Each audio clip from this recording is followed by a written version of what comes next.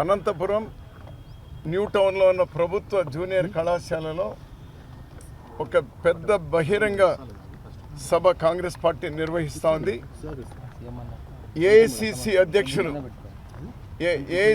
అధ్యక్షులు మల్లికార్జున్ ఖర్గే గారు, ప్రదేశ్ కాంగ్రెస్ అధ్యక్షులు షర్మిలారెడ్డి గారు, అలానే సిడబ్ల్యూసి సభ్యులు, మిగిలినటువంటి సీనియర్ లీడర్లందరూ కూడా వస్తారు.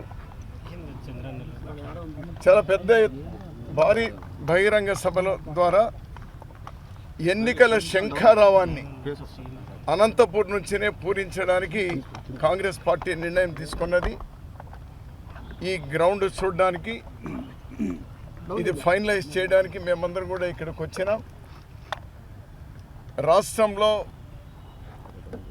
దేశంలో, ఎందుకంటే 2 ఎన్నికలు ఏకకాలం జరుగుతూ ఉన్నాయి కాబట్టి ఆ ఎన్నికల శంఖారావాన్ని ఇక్కడ పూరిస్తున్నటువంటి నేపథ్యంలో కాంగ్రెస్ పార్టీగా ఈ రాష్ట్ర ప్రజలకు ఏమి చెప్పబోతుంది, ఏం అష్యూరెన్స్ ఇవ్వబోతుంది, ప్రతి కుటుంబానికి ఏ విధంగా న్యాయం చేయబోతుంది, ఈనాడు ఉన్న స్థితి నుండి ఉన్నత స్థితికి రాష్ట్రం కానీ, కుటుంబాలు కానీ, అన్ని వర్గాల వాళ్ళు కానీ ఉన్న స్థితి నుండి ఉన్నత స్థితికి తీసుకెళ్లడం ఏ విధంగా అనేటువంటిది ఇక్కడి నుంచినే ప్రకటించడం జరుగుతుంది కాంగ్రెస్ పార్టీ.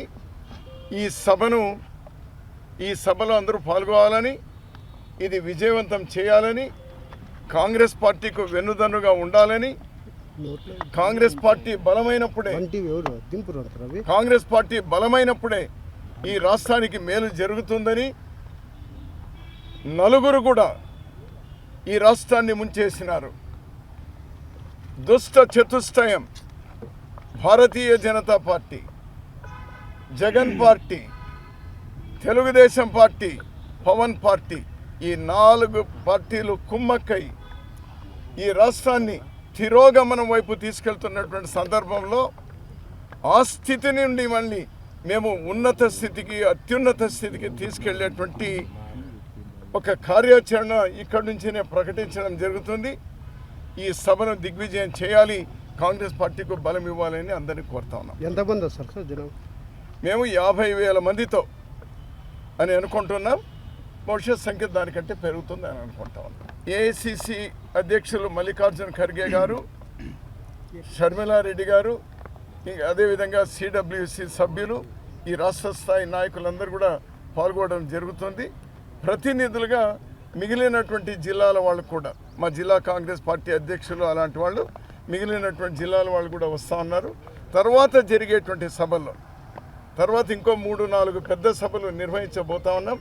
అది పోలవరం ప్రాజెక్టుకు సంబంధించి కానీ, లేక విశాఖ ఉక్కు కర్మాగారానికి సంబంధించి, రాజధానికి సంబంధించి, ప్రత్యేక హోదా, అదేవిధంగా మిగిలినటువంటి విభజన హామీలు ఏవైతే ఉన్నాయో వాటికన్నిటికి సంబంధించి కూడా చాలా పెద్ద సభలు జరగబోతున్నాయి. డిక్లరేషన్స్ సభలు సపరేట్గా జరిగిపోతాయి. దానికి సంబంధించి కర్ణాటక ముఖ్యమంత్రి, తెలంగాణ ముఖ్యమంత్రి, ఇతర నేషనల్ లీడర్స్ అందరూ కూడా భవిష్యత్తులో పాల్గొన్నారు. ఒకటి, నేను ఇంకో పార్టీ గురించి మాట్లాడడం బాగుండదు కానీ, బట్ నేను 4-5 రోజులుగా ఊర్లోనే ఉన్నాను.